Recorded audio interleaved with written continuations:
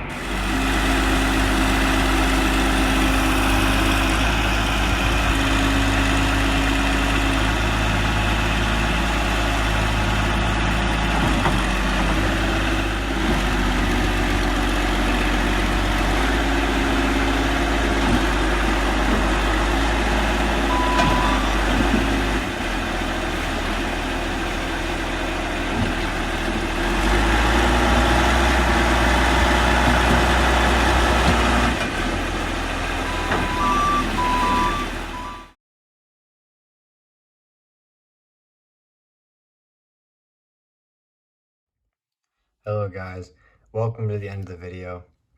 I'm just editing this in here. I just want to provide a bit more context for you guys because you guys are probably wondering about this tractor and want a little bit more info, so I'm going to give you guys a bit. The previous owner of this tractor is the same owner that had our other AC440. Going a little bit off topic here. This tractor here, this Allis Chalmers 440, was my dad's first articulated four-wheel drive that he bought somewhere in the 1990s. And early in the 2000s, he bought the Cougar. And he decided he wanted to retire this one out. He didn't need it because he had the high horsepower. Why do you need this? So he sold it. And after a couple of owners, it finally wound up into the hands of this guy. Now, back to this tractor. This tractor was bought, and I'm not really sure about the history on where this actually came from, but so the owner bought this tractor and he used it on a rice ridger. He would use it to build up the checks in his rice fields.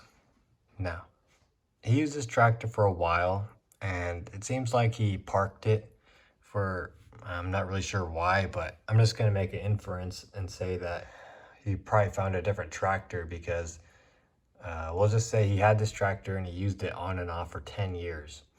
And then when he parked this tractor for good, that's when he acquired our tractor there, and he used that as the next rice ridger tractor.